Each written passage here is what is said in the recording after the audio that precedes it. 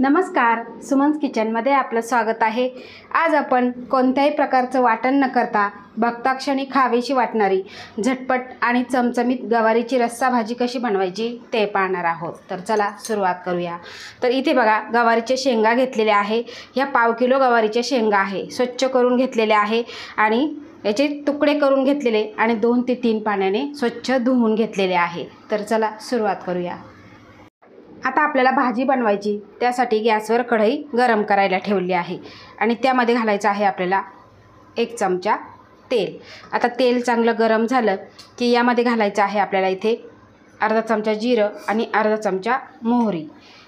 यामध्येच घालायचं आहे आपल्याला चिमूटभर हिंग। हिंग हा जरूर घालायचा, त्यामुळे काय होतं, जी गवारीची भाजी आहे ती आपल्याला पचायला हलकी फुलकी जाते आणि आपल्याला पोटाचा त्रास होत नाही। आता हे परतून झालेलं आहे, यामध्ये घालायचं आहे आपल्याला काही कढीपत्त्याची पाने आणि त्यानंतर घालायचं आहे आपल्याला इथे पाव चमचा हळद। आता हे सगळं आपल्याला मिक्स करून घ्यायचं आहे आणि त्यानंतर आपल्याला ही गवार घालून घ्यायची आहे। आता ही गवार आपल्याला 3 ते 4 मिनिटासाठी फक्त परतून घ्यायची आहे। तर 3 ते 4 मिनिटानंतर इथे बघू शकता तुम्ही, छान असा हिरवा रंग आलेला आहे आणि आपल्या ह्या शेंगा परतून झालेल्या आहे। आता ह्या आपण काढून घेऊ। आता त्याच कढईमध्ये घालायचं आहे आपल्याला 4 चमचे तेल। तेल तुमच्या आवडीप्रमाणे तुम्ही घालायचं आहे। आता ह्याच तेलामध्ये आपल्याला घालायचा आहे 1 मोठा कांदा किसून घेतलेला आहे, तो यामध्ये आपल्याला घालायचा आहे आणि हलक्याशा गुलाबी रंगावर आपल्याला परतून घ्यायचं आहे। आता बऱ्याच वेळा काय होते, उन्हाळा आहे आणि लाईट सारखी जात असते। अशा वेळेस प्रत्येक आईला प्रश्न पडतो की आता वाटण कसं करायचं। तर ही खूप सोपी पद्धत आहे। अशा सोप्या पद्धतीने तुम्ही गवारीची भाजी वाटण न करता नक्की बनवून बघा। तर बघा, आपल्याला हलकासा सोनेरी रंगावर कांदा परतून घ्यायचा आहे। तर इथे आपला कांदा परतून झालेला आहे। यामध्ये घालायचं आहे आपल्याला अर्धा चमचा आलं लसणाची पेस्ट। आलं लसणाची पेस्ट महिनाभर टिकणारी कशी बनवायची त्याचीसुद्धा मी रेसिपी दिलेली आहे, तुम्ही चॅनलवर बघू शकता। अजूनपर्यंत जर माझ्या चॅनलला सबस्क्राईब केलं नसेल तर सबस्क्राईब जरूर करा।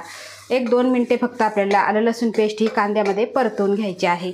आता यामध्येच घालायचं आहे आपल्याला इथे 1 मोठा टोमॅटो, हा सुद्धा किसून घेतलेला आणि आपल्याला हा सुद्धा तेल सुटेपर्यंत परतून घ्यायचा आहे। तर इथे कांदा टोमॅटो छान परतून झालेला आहे आणि तेलसुद्धा सुटलेलं आहे। आता यामध्ये आपल्याला कोरडे मसाले घालायचे आहे। तर इथे बघा, पाव चमचा हळद, 1 चमचा धना पावडर। धना पावडरची सुद्धा रेसिपी मी चॅनलवर दिलेली आहे, तिथे तुम्ही बघू शकता। अगदी छान आणि सुगंधित वर्षभर टिकणारी अशी ही धना पावडर बनवलेली आहे। आता त्यानंतर इथे अर्धा चमचा मिरची पावडर, अर्धा चमचा चिकन मसाला, तुम्ही कोणताही मसाला घालू शकता। त्यानंतर घरगुती काळा मसाला अर्धा चमचा आणि अर्धा चमचा इथे कोथिंबीर मसाला घेतलेला आहे। आता हा सगळा आपण यामध्ये घालून घ्यायचा आहे आणि पुन्हा आपल्याला हे तेल सुटेपर्यंत परतून घ्यायचं आहे। गॅसची फ्लेम आपल्याला एकदम लो ठेवायची आहे आणि तेल सुटेपर्यंत सतत हलवत परतून घ्यायचं आहे। तर इथे मसाले सगळे परतून झालेले आहे आणि तेलसुद्धा सुटलेलं आहे।